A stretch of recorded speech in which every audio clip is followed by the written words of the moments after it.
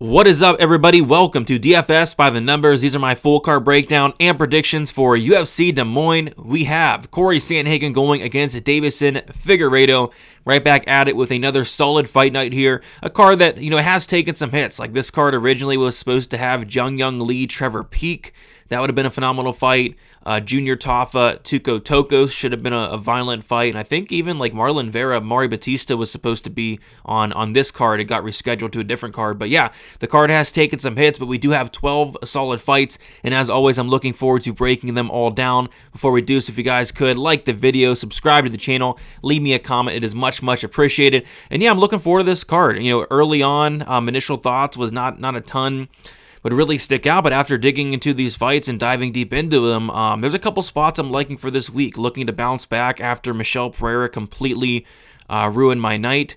That performance took several years off my life, and I now identify as a 50-year-old man after what Michelle Pereira did to me. So attacking this week a little pissed off, right? Like when somebody goes out there and does that, it should piss you off a little bit. So unlike Michelle Pereira, I'm showing up on a Monday, and I'm looking forward to breaking down these fights and looking forward to having a solid night because, like I said, some solid spots sticking out here. All right, so yeah, guys, I say we start getting into it here. We're going to kick it off with the first fight of the card. We got Ivana Petravvic going against Juliana Killer Miller. We got Petravvic, 30 years old, 5'8", with a 71-inch reach, 7-2 and 3-2 in her last 5 fights. Juliana Killer Miller, she is 28 years old, 5'7", with a 66-inch reach. She is 3-3 and 2-3 in her last 5 fights. So there are a couple fights on this card where I just want to completely stay away from. Just completely stay away from it. I went back and watched a lot of Juliana Miller fights, and she's really wasn't as bad as I remembered her to be. I mean, I think, she's... her striking's non-existent. She has some of the worst striking defense you'll ever see. I think, her striking defense officially is 32%. Like, those... I don't think I've ever seen anything so bad. But, she's aggressive. She's going to go out there and try, which, trying's good. Trying is good. But she can be taken down. She can be stuck on her back. She is aggressive off her back, but we saw in the Hardy fight, she can lose minutes, accepting bottom position. That's kind of where I think she's going to get in trouble here against Petravvic. On the feet, I don't think Petravvic is a great striker at all, but by default, she's going to have a significant striking advantage because she's facing Juliana Miller. So yeah, on the feet, you got to favor Petravvic, and I just feel like Petravvic is probably the one that's more likely to get on top. But the thing I don't like about Petravvic, especially when we're talking about laying minus 230 here, is just the fact that she as well will accept bottom position. She as well is submission over position. So I kind of feel like this fight could get a little bit too greasy for my liking. Kind of think this fight does go the distance, and it'll probably go into the hands of the crooked, blind, corrupt judges. But I'll say Petravvic wins a close, competitive decision here. Another thing is, Miller is coming off of a long layoff. Apparently, she's had a ton of injuries, a ton of surgeries. She's doing some commentating, so doing some other stuff outside of fighting as well. So just kind of, questioning where Miller's at this stage of her career. So yeah, Petravvic for me, but a fight I will be staying far away from. Moving on, we got Thomas the Train Peterson going against Dantel Mays. We got Thomas the Train Peterson, 30 years old, 6'1", with a 74-inch reach, 9-3 and 3-2 in his last 5 fights. Dantel Mays, he is 33 years old, 6'6", with an 81-inch reach, 11-8 and 2-3 in his last 5 fights. Thomas the Train Peterson opened up minus 350. He's currently minus 240. Dantel Mays opened up plus 285. He is currently plus 205. And yeah, so Thomas Peterson is a guy that I don't think we've seen his full potential yet. This is a guy that I actually had some hope for when he first got in the UFC because I liked what I saw from him outside of the UFC, right? He has a wrestling background. I believe he wrestled at Minnesota. And yeah, good wrestling, but once he gets on top, his ground and pound's vicious, sneaky submission game that we saw in the Chandler Cole fight on the Contender Series as well. But yeah, it's the ground and pound. Once he gets on top of you, he's able to advance in dominant positions and then kind of pound your head in, and the ref will step in and stop the fight more often than not. But in the UFC, we just haven't seen that. But then you look at who he's facing. It's like Jamal Pogues. Jamal Pogues is not an easy guy to take down. Jamal Pogues as well has a wrestling background. Muhammad Usman, although not the greatest fighter, Muhammad Usman's very physically strong. He's not easy to take down and hold down. And then Shamil Gaziev, who's just a much, much better fighter. And again, not easy to take down and hold down. Dantel Mayes, though, 57% takedown defense, and it's like anytime somebody gets on top of Dantel Mayes, it looks bad. Every single time. Walter Walker takes him down, heel hooks him in a minute. That's a horrible look. Shamil Gaziev takes him down twice throughout the fight, controls him for 12 minutes of that fight. Nascimento subs him in their first fight. We saw Hamdi Abdul-Wahab go in there, take him down, control him for long periods of time. We saw Cyril Gane get a heel hook, take him down multiple times. We saw Alan Crowder, of all people, take him down, TKO him in his first Contender Series fight, right? So yeah, I feel like Thomas Peterson has an opportunity to go out there and have the best performance of his career, and I feel like it's stylistically a good matchup here if he can get Dantel Mayes down to the ground. I just really question where Dantel Mayes' motivation's at, because you look at his social media, the dude's went completely dark. He hasn't posted anything, and when he weighed in for the Walter Walker fight, it looked like he didn't train for the fight, and that was a fight that originally I was staying away from, but after seeing Dantel Mayes on the scale just look career worst shape, I ended up betting on Walker to win inside the distance, submission, whatever, but that was because Mayes just looked uninterested. So I question the motivation of Mayes. Might be just showing up for a paycheck at this point, and I think Thomas the Train Peterson has a lot more upside, especially a lot more motivation here. I think Thomas the Train Peterson has his best performance to date, takes Dantel Mayes down to the ground and either pounds him out or finds a potential submission. Like Mayes' ground game is just very bad. I'll take Thomas Peterson. I'll say round 2. TKO. Next we have, in my opinion, one of the probably the most underrated fights of the card, a fight that's just going to be an absolute banger. We got Gaston Bolaños going against Kuang Bang Lee. We got Gaston Bolaños, 32 years old, 5'7", with a 69-inch reach, 8-4 and 3-2 in his last 5 fights. Kuang Bang Lee, he is 33 years old, 5'6", with a 70-inch reach, 8-2 and 3-2 in his last 5 fights. We got Gaston Bolaños opened up -160, currently -150. Kuang Bang Lee opened up +140. He's currently +130, and I expect this number to keep closing here.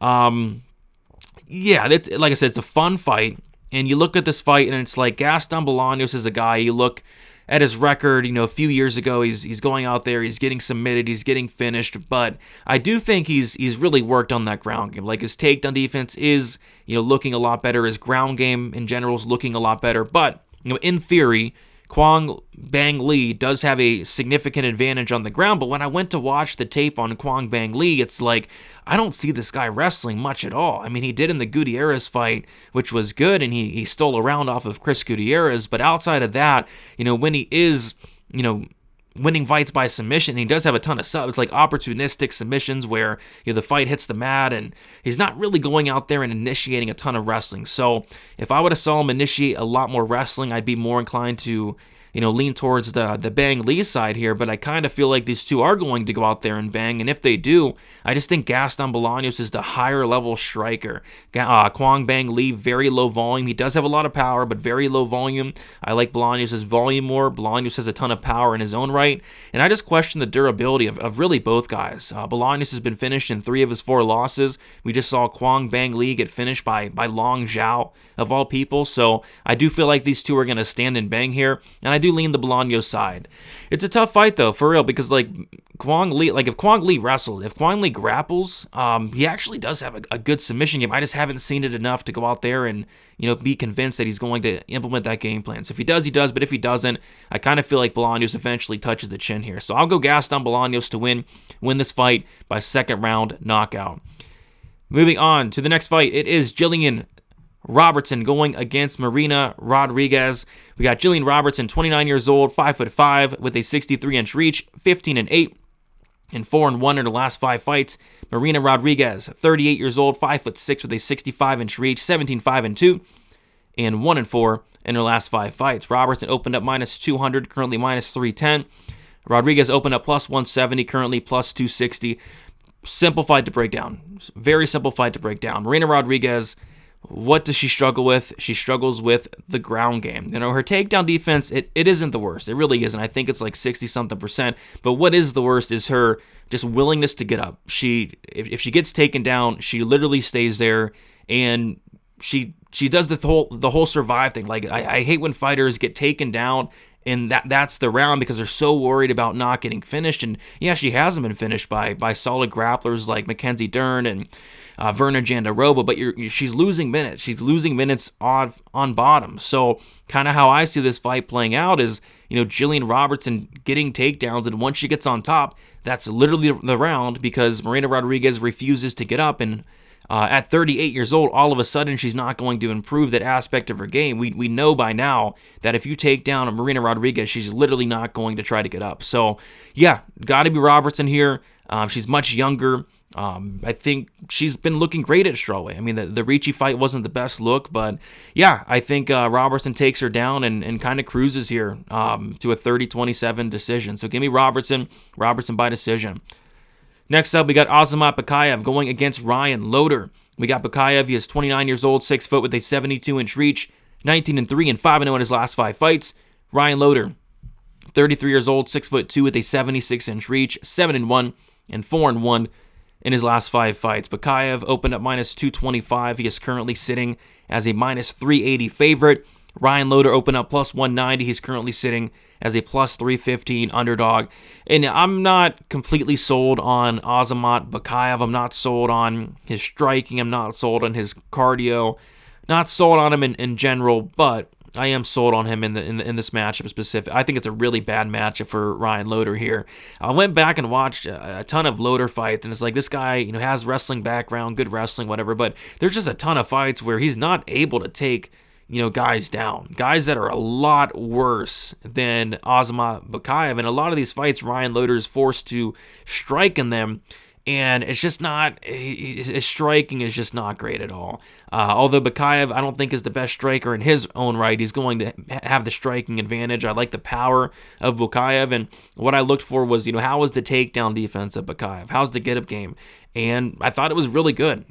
Guys really struggle to take him down, and the times I have seen him taken down, which wasn't a lot, he's getting right back up. So, yeah, I think it's a tough matchup for Ryan Loer. I don't expect him to have much, if any, success, getting the fight down to the ground. I actually think Bakayev can take down Ryan Loer, get on top, but I do think these two are going to be forced to stand and strike, and I think Bakayev is a better striker. I think he has a lot of power, and it wouldn't shock me if he even knocked out Ryan Loer in this fight. So I'll take Bakayev to win this fight. I'll say decision. Loer's a tough dude, never been knocked out, but Bakayev does have some pop. Could see him maybe hurting Loer.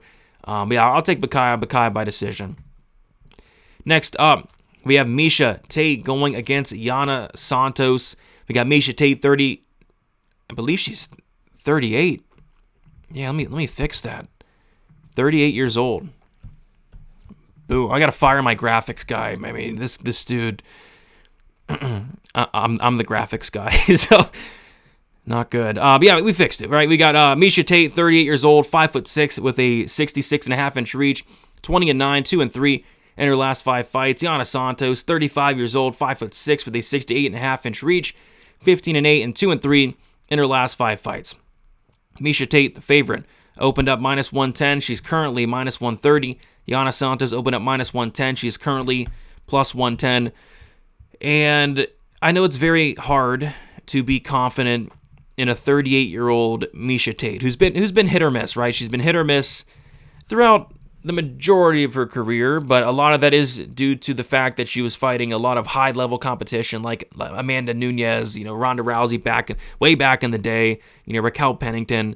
But recently, yeah, she's been hit or miss. Like she lost in Lauren Murphy, not the best loss. Lost to Ketlin Vieira, right, an opponent that Janna Santos did beat. So kind of hit or miss. But in this fight here, she struggled to take down Lauren Murphy. She struggled to take down Ketlin Vieira. She lost both those fights. But Ketlin Vieira has probably the best takedown defense in the division. Ketlin Vieira has almost a 90% takedown defense. Lauren Murphy, very physically strong, very tough to take down, about a 70% takedown defense. And then you look at Janna Santos, and it's like, 42% takedown defense. So yeah, I mean, on the feet, if this fight stays standing for 15 minutes, Janna Santos wins. Janna Santos wins that fight 9 times out of 10, a fight that takes place standing. But I think that trash 42% takedown defense is going to give her some problems here. So yeah, Miesha Tate, she has a clear path. It's clear as day. She is 42 years old. That is a worry. But if she can get on top, we know that Miesha Tate's ground game is very good. Solid grounded pound. Very good submission game. You know, submitted Julia Avila. She TKO'd poor 45-year-old Marina Renee, retired her. She submitted Holly Holm back in the day, you know, round 5. So, yeah, we know if Miesha Tate can get on top, she can do very good things, and I do think she'll be able to get on top of Janna Santos. And when Janna Santos has ever been on bottom, it's just looked bad, right? Holly Holm, I thought Holly Holm was about to finish Janna Santos. I mean, it looked like the ref was about to step in and stop the fight. Kellen Vieira controlled her for like 12, 13 minutes of that fight. It was insane. So yeah, I do think that Miesha Tate has a clear path. I think she gets on top, and what she does, I think she's going to pound away. I think she's going to, you know, look for openings for a potential submission, and I do think she does find that finish. So I'm going to go Miesha Tate to win this fight. I'll take her to win this fight by second round submission. Next up, we have Mason Jones going against Jeremy Stephens. We got Mason Jones, 30 years old, 5'10", with a 74-inch reach, 15-2, and 4-1 in his last 5 fights. Jeremy Stephens, 38 years old, 5'9", with a 71-inch reach, 29-21, and 1-4 in his last 5 fights. So, other than, you know, I mean, this fight makes no sense other than the UFC maybe doing Stephens a favor and saying, hey, we're gonna give you a fight, and we're gonna give you a fight in your hometown, right? That's kind of what they're doing here. But other than that, the fight makes no sense. When I first saw this fight, I was like, what the heck? I mean, Mason Jones got cut for no reason, to be honest. I mean, Mason Jones should have never been cut, but yeah, he got cut, and now all of a sudden they're bringing Mason Jones back, and they're bringing Jeremy Stephens back, and apparently this is a one-and-done fight for Jeremy Stephens in his hometown. But it's like, I mean, this should be Jones all day. I mean, Jones is a very, very good fighter. Very good fighter. Well-rounded, black belt in BJJ, great striking, extremely tough. Love the volume, the power, the ability to mix it up. And Jeremy Stephens hasn't had an MMA fight since 2022. He's been doing some boxing, some bare-knuckle boxing. He's now 38 years old, almost 39. And the times we have seen him in MMA as of recent, it's just looked very bad. It's looked very bad. And I just have a feeling if Mason Jones is able to get on top, which he should, it'd be smart. If he gets on top of Jeremy Stephens, he probably runs right through him. So, yeah, I got Mason Jones here. I think he takes down Stephens and probably finishes him very, very shortly after. But it comes down to the game plan of Jones. If Jones goes out there and stands and bangs with Jeremy Stephens, that's giving Jeremy Stephens a path. I still think he loses that fight, Jeremy Stephens, but that's kind of giving him a path. You know, power is kind of the last thing to go, and Stephens does have that power even up at lightweight. But I got to go Jones here. Give me Jones to win this fight. I'll take him to win it by first round submission. Up next, we have Surrey City going against Cameron Smotherman. We got Surrey City, 28 years old, 5'11", with a 72-inch reach, 11-2, and 4-1 in his last 5 fights. Cameron Smotherman, 27 years old, 5'9", with a 69-inch reach, 12-4, and 1-4 in his last 5 fights. We have City open up minus 105. He's currently minus 135. Smotherman open up minus 115. Currently plus 115. So Smotherman went out there in his debut against Jake Hadley on short notice. He was a massive underdog and won the fight, right? But Jake Hadley also went out there with the most terrible game plan you could ever come up with. I mean, I think a reason that Jake Hadley was such a big favorite in that fight is because you go and watch Cameron Smotherman, and this guy's takedown defense is non-existent. Like a gust of wind is taking down Cameron Smotherman. He's getting put into bad spots. He's getting his back taken. And you know, a lot of people, including me, thought, hey, Jake Hadley, who's a phenomenal grappler, I think it'd be wise to take him down. But he just didn't do that. It was such a bad performance, they actually cut Jake Hadley. You know, rightfully so. Like, what are you doing, Jake Hadley? What are you doing? But you know, Surrey City's a guy that I really like this guy. He's very long, very rangy for the division. He's going to have both a height and reach advantage, which kind of surprised me because Smotherman's a pretty, big, long, rangy guy in his own right, but City's very long, very rangy, and I just like the way he mixes it up to the head, to the body. He's crumbled multiple guys with body shots. I like the toughness, the forward pressure, the cardio, the ability to mix it up with the wrestling. He has sneaky grappling as well, almost submitted Garrett Armfield a couple times in their last fight. So yeah, I think there's a lot of reasons to like City here. Smotherman, though, I was impressed too. I like the striking of Smotherman. I think he's a very good striker, but what I worry about with Smotherman is the terrible takedown defense and the very questionable durability. I've seen this guy get knocked down with a jab. This guy got starched in 1 minute against Charlampos Gregorio, who could be one of the worst fighters to ever step foot in the UFC. So the durability of Cameron Smotherman is very, very shaky, and this is a fight that I do expect to be an all-out war, a fight that's going to be back and forth, and I just trust the durability, the ability to mix it up a lot more on the City side. So give me City here, and I think City knocks out Smotherman. I'll say Surrey City wins this fight by third round knockout. Up next, we have Montel Jackson going against Daniel Marcos. We got Montel Jackson, 33 years old, 5'10", with a 75.5-inch reach, 14-2, and 5-0 in his last 5 fights. Daniel Marcos, 32 years old, 5'7", with a 69-inch reach, 17-0 and 5-0 in his last 5 fights. Montel Jackson opened up -120, currently -205. Daniel Marcos opened up +100, currently +175. A lot of line movement here, which I get it. I kind of thought there'd be a little bit more love for the Marcos.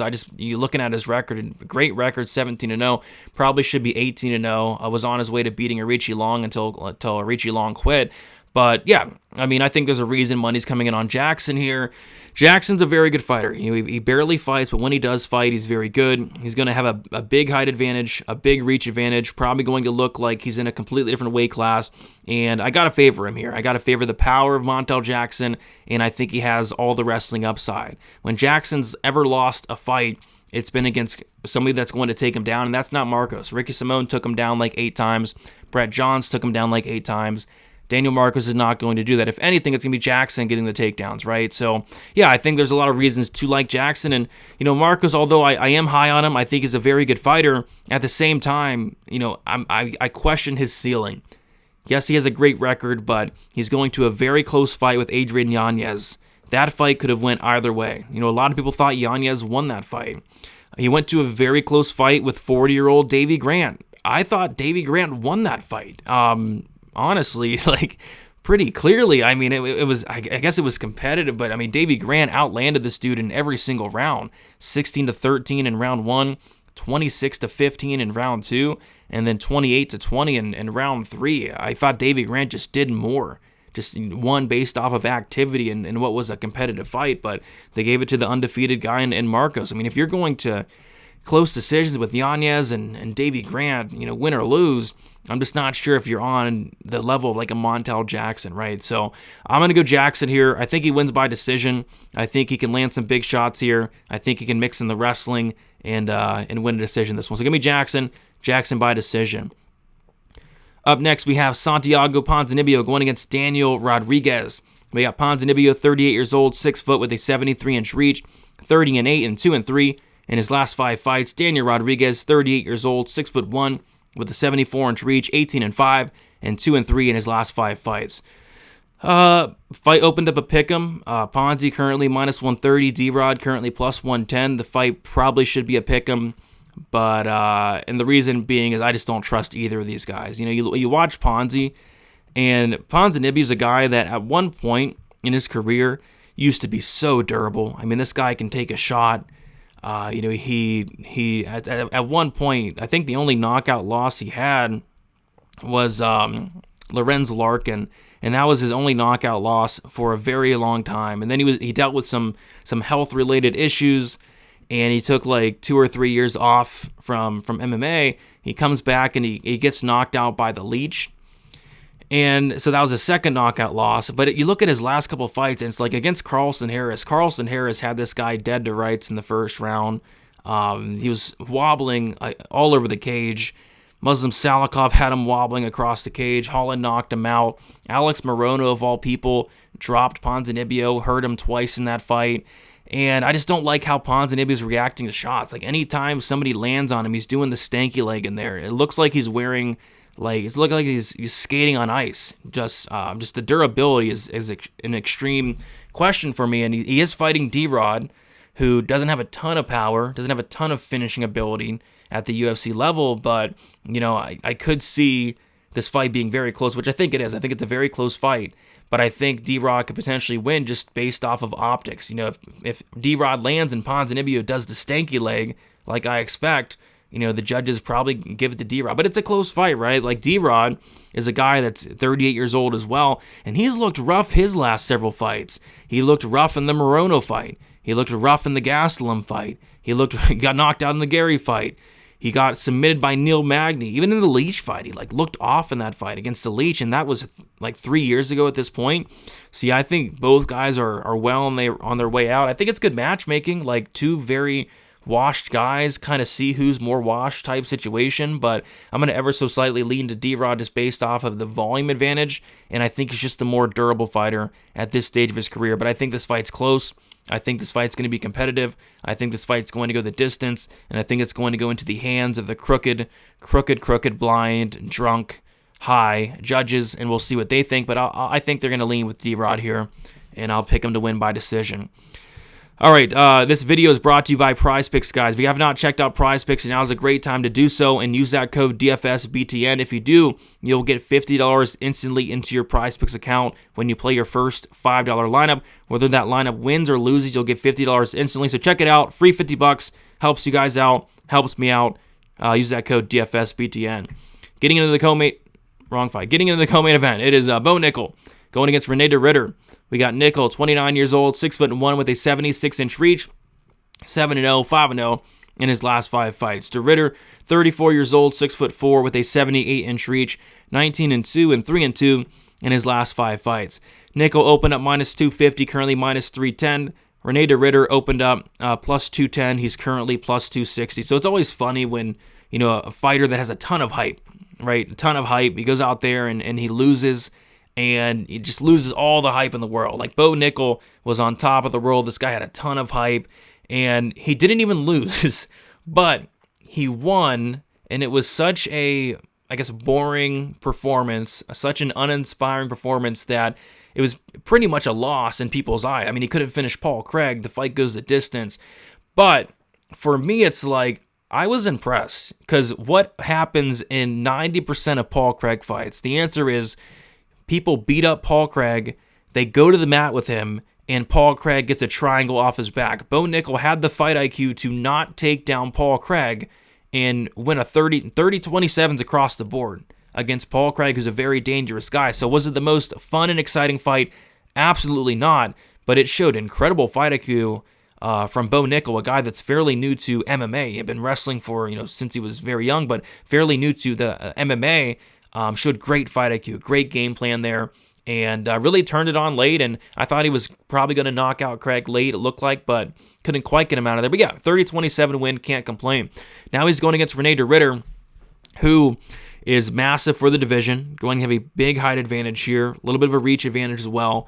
But I just feel like it's a bad matchup for Renee Ritter, because he's going to have to take down Bo Nickel, and it just seems like that's probably not going to happen. I just really struggle to see Ritter taking down Bo Nickel. I think Nickel's going to dictate where this fight takes place. If he wants to fight to the ground, he will be able to take down Ritter, but I kind of just feel like he's going to go in there with the same game plan in the Craig fight. Keep it standing and just be the better striker, because he is. I mean, Renee Ritter was losing striking exchanges to Gerald Meerschaert for 90% of the first round until he hurt him.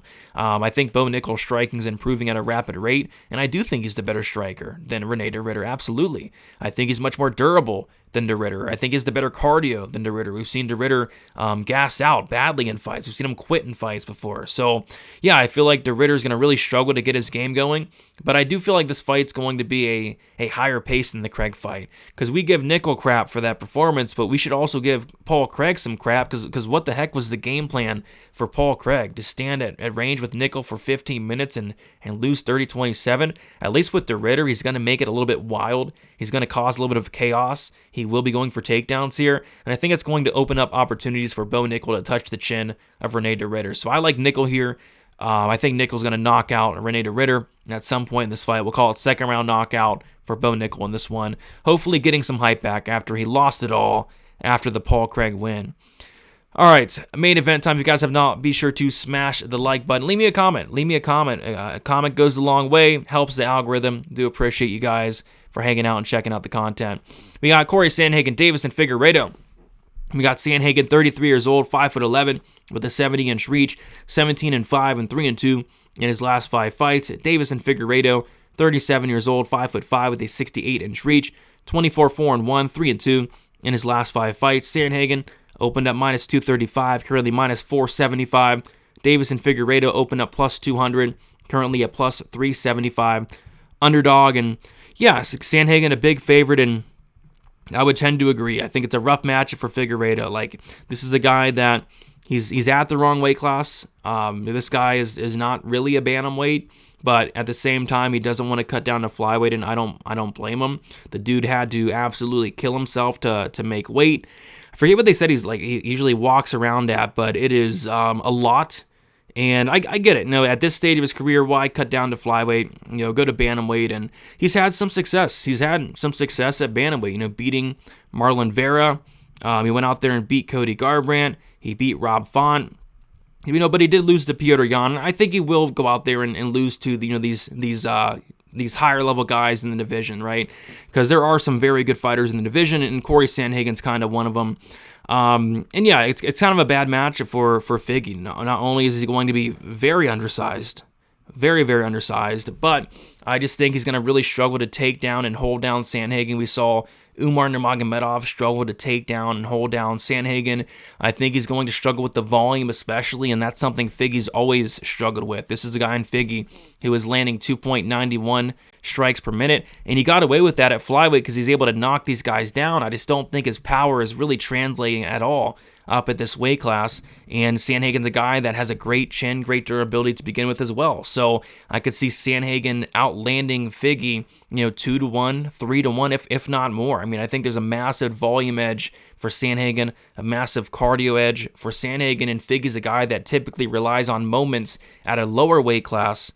I'm just not sure he's going to be able to have enough moments in this fight to either finish or win a moments-based decision against Sandhagen. So, yeah, the line, it's wide, but it does seem about accurate to me. I just struggle to see where Figueiredo has a ton of success here outside of him clipping Sandhagen, which I don't think is too likely, or getting like an opportunistic submission, which I also don't think is too likely. So I like Sandhagen here, and I think he picks apart Figueiredo over the course of 5 rounds. There you guys have it. Thank you so much for watching. If you guys could, like on your way out, subscribe, leave me a comment if you guys want to support me more, or check out the rest of my content. Check out dfsbythenumbers.com. Again, a lot of solid spots sticking out this week. And yeah, should be a good card. We got UFC 315 next week as well, and looking forward to that. Next week's card is insane. So I'm gonna start looking into that nice and early, see if anything sticks out. But yeah, be on the lookout for the rest of the content throughout the week, and enjoy the card. Enjoy UFC Des Moines. See you guys later.